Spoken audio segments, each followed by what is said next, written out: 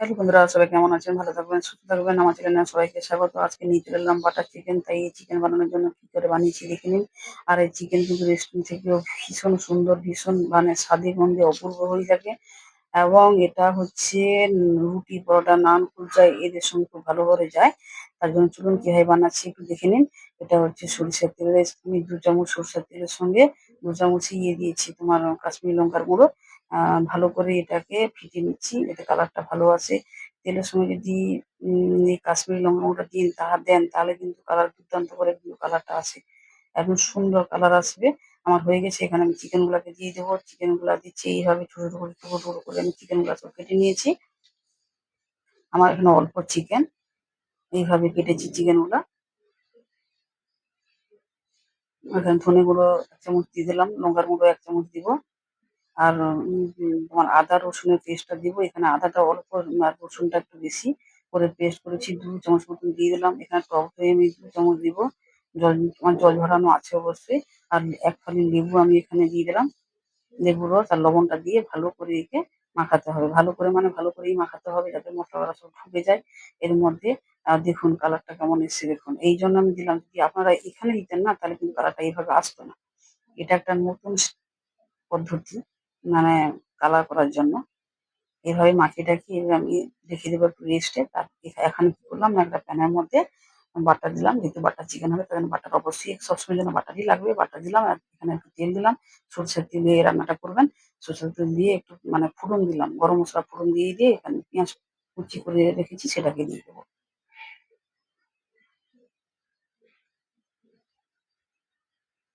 পেঁয়াজটা একটু নাড়িয়ে চাড়িয়ে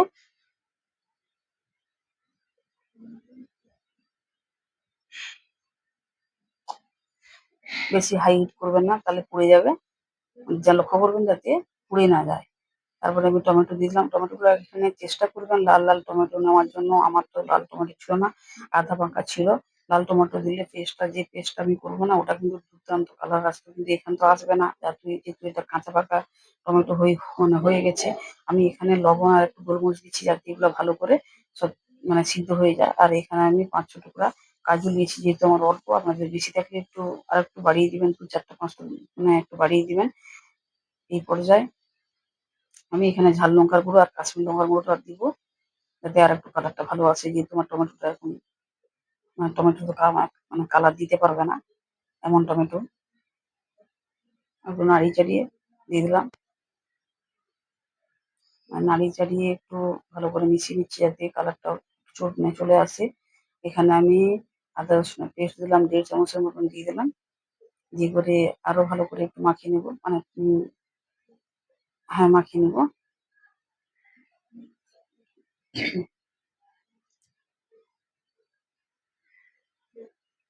দেখছেন আমার কিন্তু একদম পুড়েও যায়নি, লাল লাল কিছু হয়নি। এখানে আমি কাসুরি মেথি দিয়ে দিলাম। কাসুরি মেথিটা অবশ্যই দিবেন। একটু বেশি করে দিবেন কারণ এটায় খুব সেন্ট বাড়িয়ে দেয় আর খাবার টেস্টও বাড়িয়ে দেয়। একটু নাড়িয়ে চাড়িয়ে আমি জল দিয়ে দিলাম, পরিমাণ মতন জলটা দিলাম। জলটা দিয়ে ঢাকা চাপা দিব যাতে পুড়েও না যায়, যাতে সিদ্ধ হয়ে যায় ভালো করে হয়ে যায়। সুন্দর করে যেমন সিদ্ধ হয়ে যায় তার জন্য ঢাকা দিয়ে দিলাম। আমি এখানে চলে এলাম। দেখুন চিকেনের কালার দেখুন কেমন এসছে। আমি চিকেনটাকে ভাজার জন্য একটা প্যান বসিয়েছি। প্যানের মধ্যে বাটার দিয়ে দিলাম। অবশ্যই বাটার তো দিতেই হবে। বাটারটা স্মেল হয়ে যাক।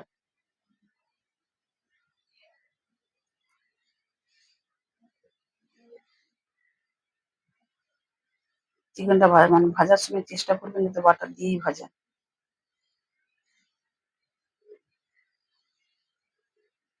এবার আমি আস্তে, আস্তে করে সব চিকেন গুলাকে একটা করে সব বসিয়ে দেবো। হাই হিট এ রান্না করবেন, লো তে করবেন না। লো তে করলে কিন্তু চিকেন গুলার জল সব বেরিয়ে গিয়ে ভর্তা হয়ে যাবে।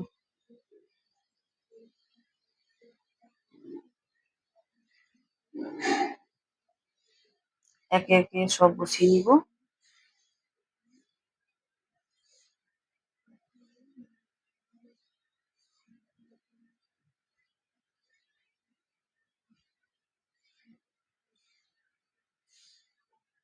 ভালো করে এক পাশটা হয়ে গেলে তারপরে উল্টে দেব।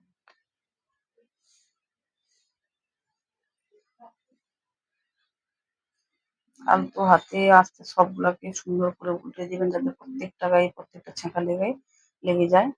এভাবে কিন্তু চিকেন টিক্কাও করতে পারেন।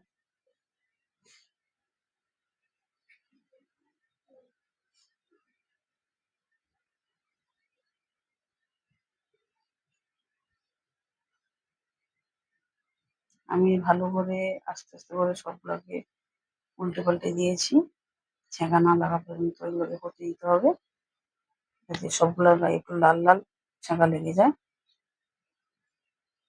এই দেখুন প্রায় আমার হয়ে এসছে। বাটারটা কিন্তু সেই বুজবুজে সাদাটা সেটা কিন্তু চলে গেছে। তার মানে আমার চিকেনটা এবার প্রায় হয়েও এসছে। হ্যাঁ, লাল, লাল করে কিন্তু দেখুন প্রত্যেকটা কিন্তু সুন্দর করে লাল হয়ে গেছে এবং দেখে বুঝতে পারছেন ঠিকঠাক করে হয়ে গেছে। এই পর্যায়ে কিন্তু এগুলো এখন নামিয়ে দিব। এবার চলে আসি এই যে ব্যাটারটা আমি তৈরি করেছিলাম, পেস্ট করেছিলাম ওটাকে এখানে আমি একটা ছাঁকনির সাহায্যে ছেঁকে নিলাম। জল দিয়ে ছেঁকেছি কারণ আমার সেটা ভালো করে মানে গুলছিল না। তারপরে এখানে একটু বাটার দিয়ে দিলাম। বাটার দিয়ে বাটার দিয়ে দিলাম। এখানে দেখুন কালারটা দেখবেন কত সুন্দর চলে আসবে। আর লবণ আর চিনিটা অবশ্যই এখানে দেখে নিবেন। এবার ফুটে উঠেছে আমি একটু কাসুরি মেথি এখানে দিয়ে দিলাম। এটা কিন্তু খুবই ইম্পোর্টেন্ট কাসুরি মেথিটা দেওয়াটা। ফুটে উঠেছে এবার আমি চিকেন গুলাকে আস্তে, আস্তে করে দিয়ে দেবো। আর অবশ্যই যে ব্যাটারটা আপনারা যে মসলাটা পেস্ট করেছিলেন ওটা কিন্তু আমি বলতে হয়তো ভুলে গেছি কিনা মনে নেই। ওটা কিন্তু আপনারা ঠান্ডা করে পেস্ট করবেন। নাহলে যেহেতু কারেন্ট তো প্রবলেম হয়ে যাবে। ওটাকে ঠান্ডা করে তারপর পেস্টটা করবেন। এটা ফুটতে থাকুক, একটু, একটু ফুটে যাক।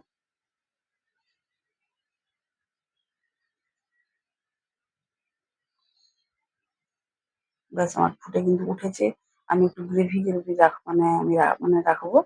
কারণ থাকলে পরে তো আবার মানে টেনে যাবে। আর এখানে অবশ্যই কেওড়া জলটা অবশ্যই দিবেন। আমি কেওড়া জলটা দিয়েছি। আমার অল্প বলে আমার ছোট একটা শিশি কেওড়া জলের শিশি তার মুখ মানে চিপিটা ওটাই কিন্তু চামচে মাপ করে দেইনি। ওটাতে আমি হাফটা চামচ হাফটা দিয়ে দিচ্ছি। মানে চামচের সাহায্যে হলে একটু মানে বেশি না ২, ৪, ৫ ফোঁটা মানে মতন দিবেন। আর এখানে অবশ্যই যেটা ইম্পোর্টেন্ট সেটা হচ্ছে তোমার ফ্রেশ ক্রিম। ফ্রেশ ক্রিমটা অবশ্যই দিতে হবে। আমি এখানে একটু বেশি করেই দিয়েছি। কারণ ওটাই তো সেন্ট বাড়াবে, ওটাই তো রেস্টুরেন্টের মতন আ এনে দিবে না? আর এমনি তারপর একটু বাটার দিয়েছি। ভালো করে সব মাখিয়ে রেখে নিয়েছি। লবণ, চিনি অবশ্যই দেখে নিবেন। দেখুন কত সুন্দর হয়েছে। আমি কিন্তু কোনো ফিল্টার লাগাইনি। নিজে থেকে হয়েছে। আর নামানোর পরে একটু বাটার দিয়ে দিবেন। আর